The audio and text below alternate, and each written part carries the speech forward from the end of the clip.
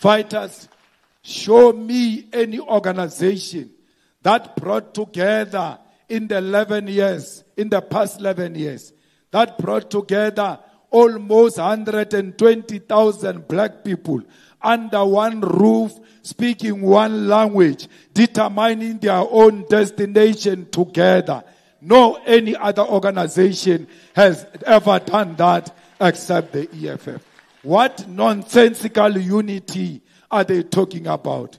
What unity of Africans are you talking about when you have had almost 82 years to unite Africans? No organization in South Africa, in Africa, and in the diaspora can claim to unite Africans, because it is only EFF that can be found in Zimbabwe, in Mozambique, in Ghana, in Nigeria, in Liberia, in the whole of African continent. This is the journey to one Africa. Fighters, as you are seated here today, you have a duty to be responsible with the power that has been delegated to you by the branches. As you are seated in this Provincial General Assembly, you have the responsibility to be disciplined and participate in the discussions around the discussion documents and the plan of action for the EFF in your province over the next 5 years. As a delegate of the EFF, you have a duty to reflect on the leadership question. And in your reflection, you must be incorruptible. It is your responsibility as a delegate to defend the movement from foreign tendencies, such as the use of money for the leadership contest and influence of external forces in the National People's Assembly of the EFF. Delegates, you are the shield that will protect the integrity of the EFF and defend the people's movement from infiltration. It is you who must tell us of the misuse of organizational resources to pursue a selfish, narrow, and factional interest.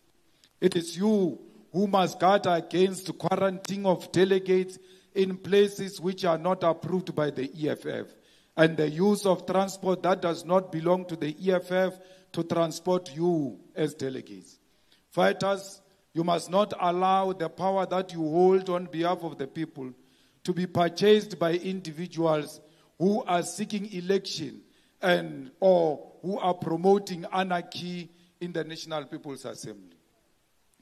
Your primary responsibility is that you must maintain the discipline of the movement. Delegates, we take this opportunity to remind you that the following will constitute a wrongful lobbying practices: raising and using funds and other resources to campaign for elections, distributing money to EFF members and structures as part of a campaign for leadership election, production of T-shirts, posters, and other paraphernalia to promote a particular list of candidates, promising positions or other incentives or threatening to withhold such as a means of gaining support, using the media to promote a particular list of candidates and to spread malicious rumors, falsehoods, or allegations against those with whom you disagree, leaking confidential information to the media, secret interaction with journalists with the intention to get them to write stories on internal organizational issues and communicating internal decisions, or processes to the media without due authorization. Negative campaigning which relate to the attacks of the integrity of other comrades, both within the structures of the movement and in other forums. Suppressing honest and legitimate debate about the caliber of candidate in formal meetings of the movement. Allowing structures or individuals to condone violation of constitutional provisions and or regulations and or failing to report such violations when they occur. Using the offices, resources, and staff of the EFF or any state institution or company as a machinery to promote a particular list of candidates. Using violence, intimidation, threats to coerce and force those who hold a different view.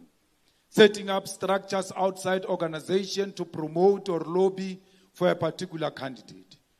Convening meetings to discuss leadership issues under the false pretext that they are organized constitutional structures.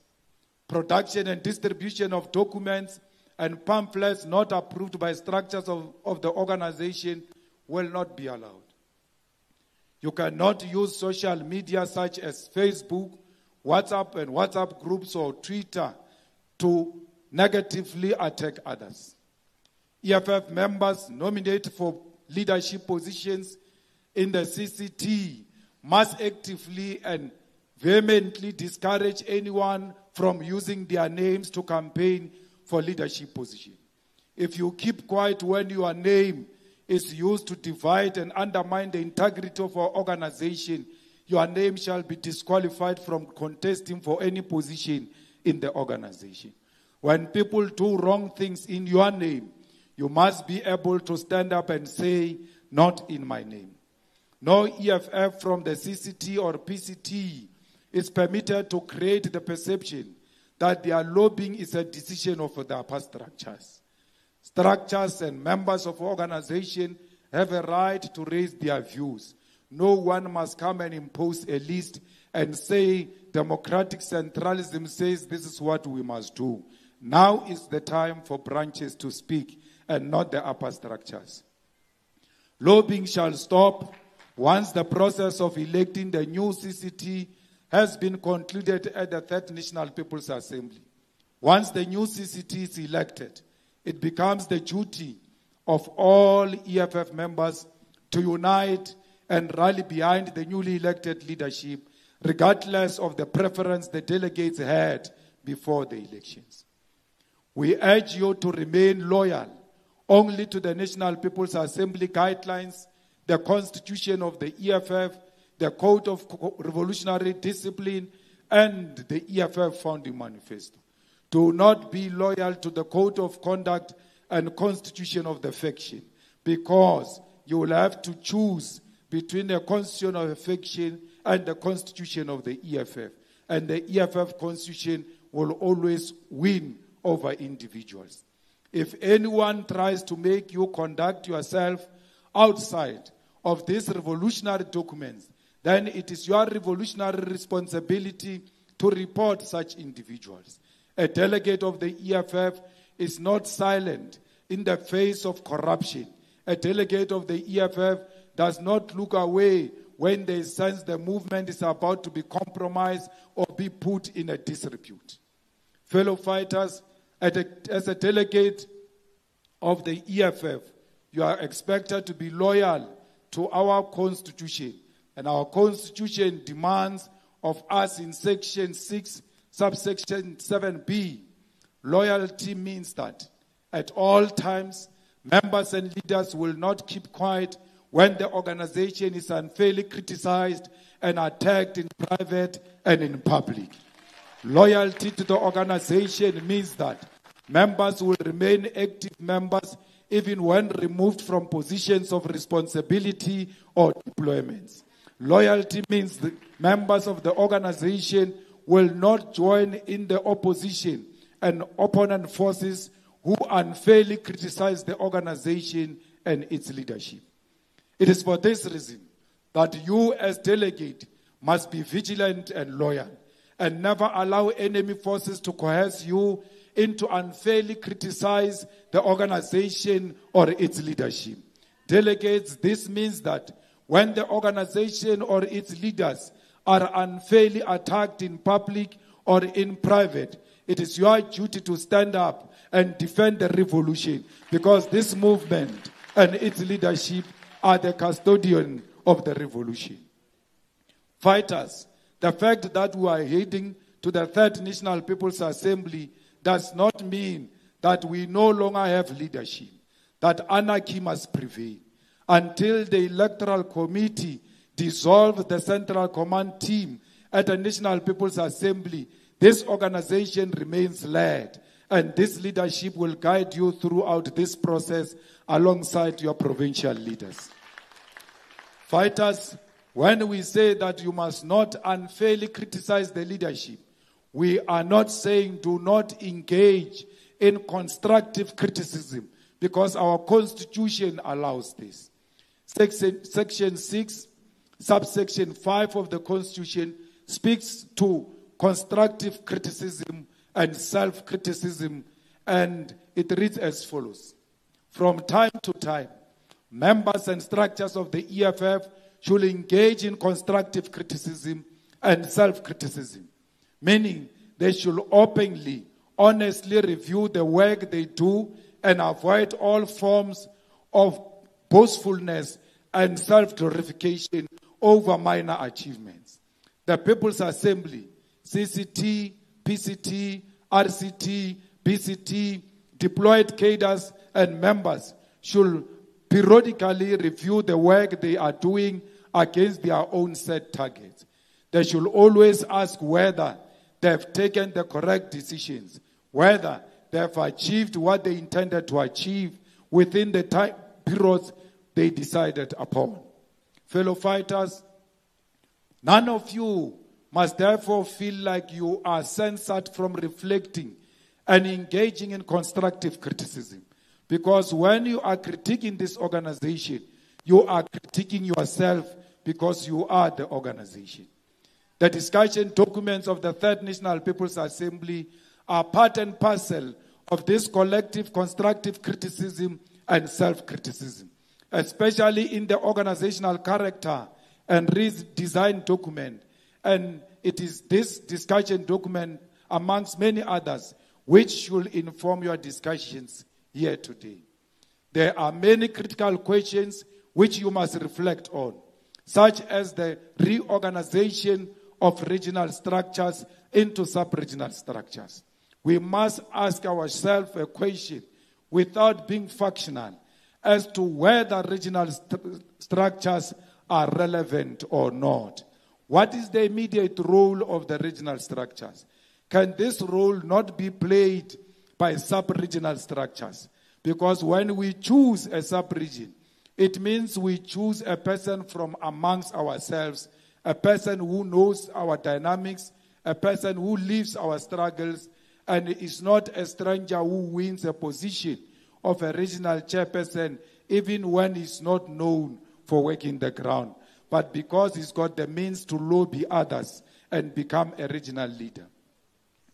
Fighters, we need to discuss whether we have not reached a point where we must establish the youth command and collapse the student command into a youth command, because students are members of the community before they are students.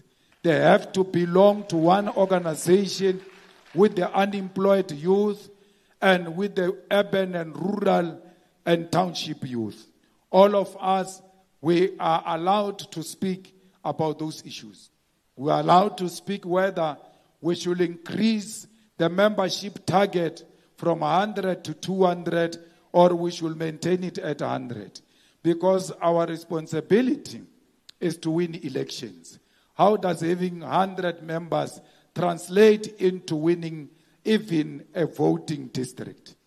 These discussion documents ought to be the bedrock of our discussion, because you cannot discuss leadership question before you discuss the mandate these leaders must carry out. There must be a term of reference of what these leaders will be leading, so that they know what is expected of them before they accept the responsibility of leadership. Let us exhibit the highest form of discipline, fellow fighters, and in doing so, not shy away from reflecting on the recent occurrences within our movement and within society in general. The National People's Assembly is important because it is our commitment to internal democracy, a principle which we must never compromise, because it is Leninism to allow all party members to engage on the tactical questions and planning of the movement, and to engage on the election of party leadership. It does not matter whether democracy goes in our favor or not, but our commitment should be to democracy. Be honest in your discussions and revolutionary in your approach and avoid at all times the temptation to fall into the traps of liberalism.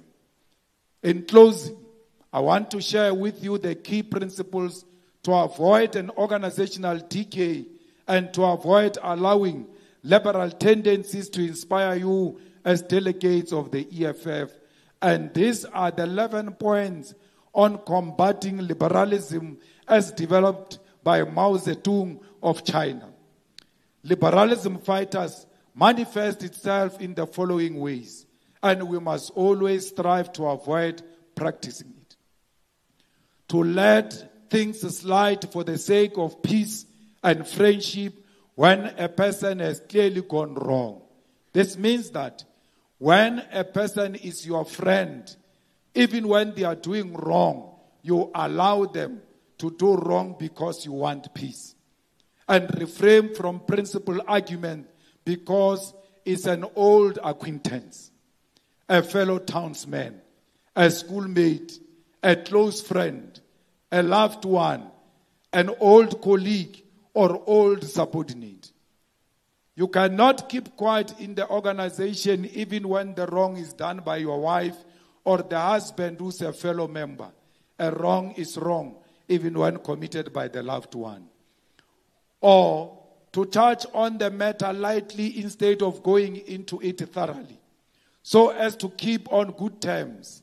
The result is that both the organization and the individuals you are protecting are going to be harmed. To indulge in irresponsible criticism in private instead of actively putting forward one suggestion to the organization. At the corners, you speak very bad about the organization. In private, you speak very bad about the organization. In private houses and functions where we are not present, you speak very bad of the organization. To say nothing to people, to their faces, but to gossip behind their backs, or to say nothing at a meeting, but to gossip afterwards.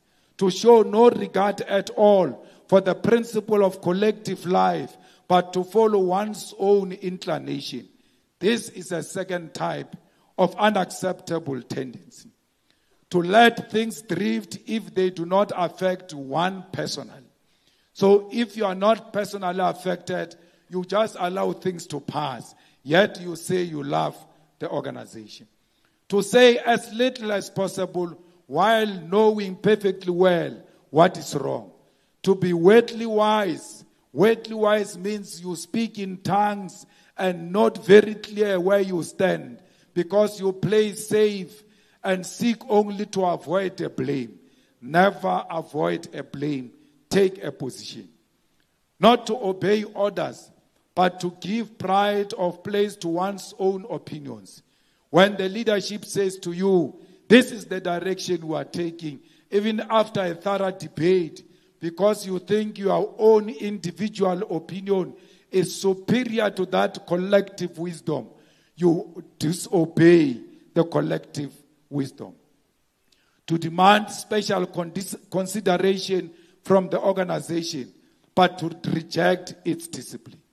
To indulge in personal attacks, big quarrels, vent personal spite, or seek revenge instead of entering into an argument and struggling against incorrect views for the sake of unity or progress or getting the work done properly.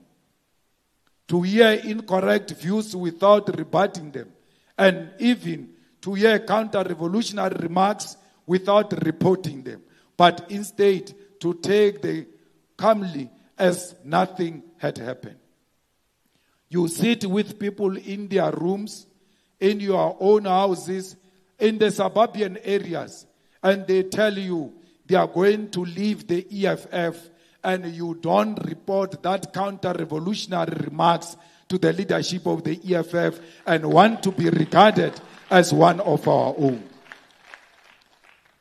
To be among the masses and fail to conduct propaganda and agitation or speak at a meeting or conduct investigation and inquire amongst them, and instead to be indifferent to them and show no concern for their well-being. forgetting that one is a communist and behaving as if one were an ordinary non-communist. It's a reactionary view. To see someone harming the interest of the masses and yet not feel any problem or dissuade or stop him or reason with him, but allow him to continue doing wrong to the community. To work half-heartedly without definite plan or direction.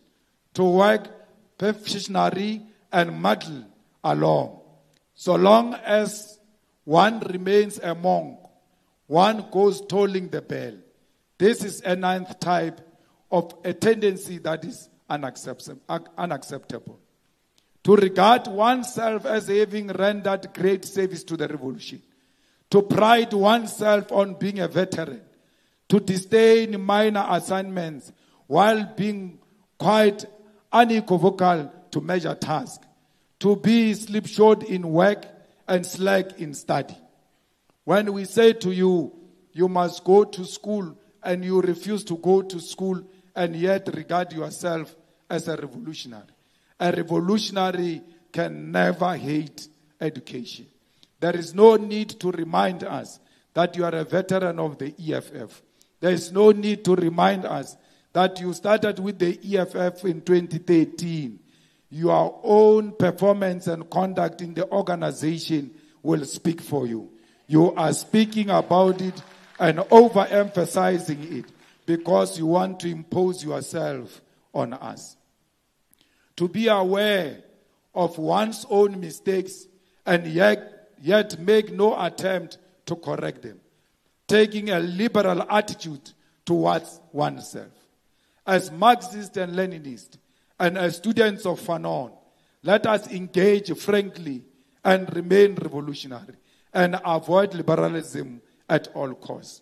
Fighters, the time is now to take a stand. You cannot be neutral at a point when your organization needs you the most. The time is now to stand up and say, not in our names. The time is now that no old man with no track record of doing good to black people can claim that he can unite black people.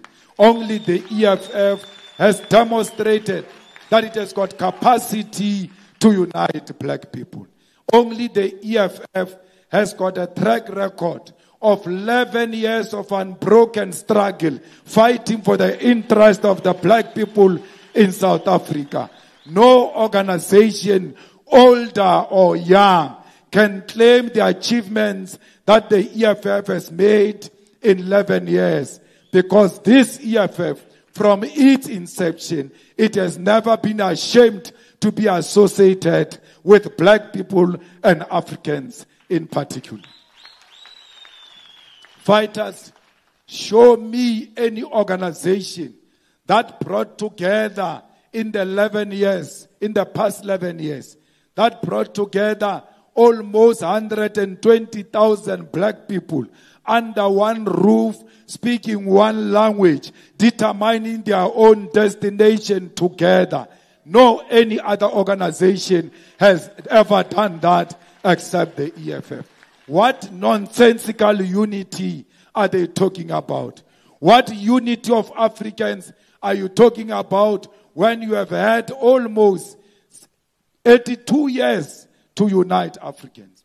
No organization in South Africa, in Africa, and in the diaspora can claim to unite Africans, because it is only EFF that can be found in Zimbabwe, in Mozambique, in Ghana, in Nigeria, in Liberia, in the whole of African continent.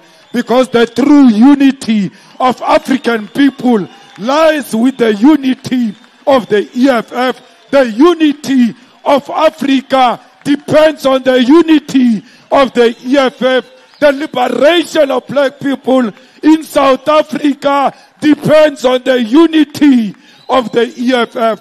Defend the unity of the EFF is the only one that can unify the whole of black nation, all over South Africa, all over Africa, and in the diaspora. I thank you. Shaya ingoma. Shaya ingoma, shaya ingoma.